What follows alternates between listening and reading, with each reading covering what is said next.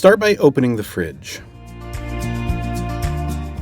Locate the refrigerator shelf retainer. Using either a Phillips No. 2 bit or a 5/16 inch socket, remove the 3 screws securing the shelf retainer.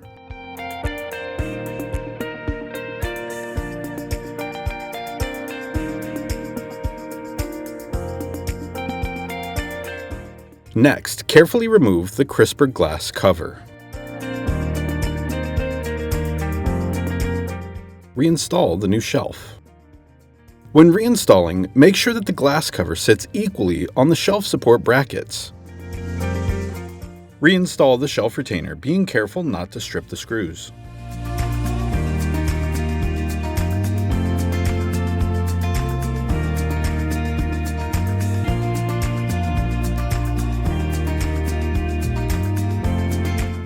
Verify that the retainer is installed securely.